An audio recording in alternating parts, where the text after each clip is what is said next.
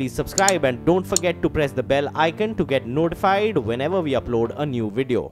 Federal Bank was among the biggest casualties on the street today. The stock fell over 11% after the company reported its highest ever quarterly slippages of loans into NPAs.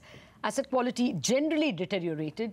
Let's listen to Ashutosh Khajuria, the Executive Director and CFO at Federal Bank, on some guidance he's giving about their future slippage numbers.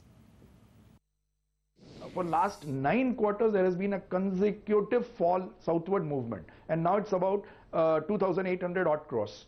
So, which and we are, for the current financial year, we are not expecting more than 1,100 to 1,200 crores of total slippage, including the restructured and the normal one, and all put together. I just want to clarify what Khajuria is saying, that what was falling was his stressed book. It kept falling in the past 4-5 quarters was the point he was making.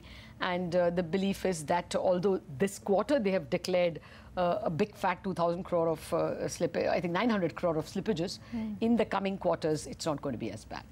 Okay, well, we now have a caller. We have Pramod Kumar, who's calling us from Delhi with a question on Federal Bank. Mr. Pramod?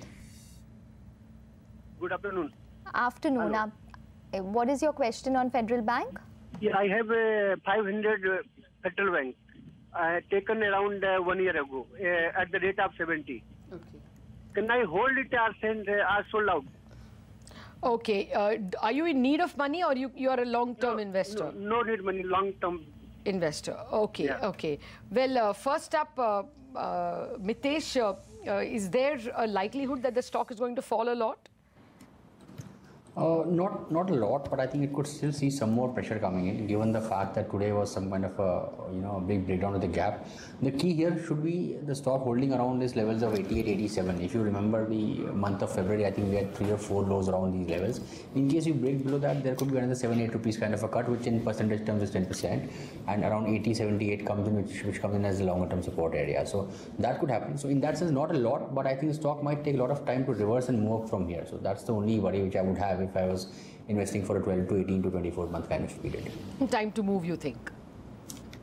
I would suggest so. I think, see, again, if a stock has less chances of moving up, rather than try to move, put money to a stock which can move up. Okay. What's your sense, Mayuresh?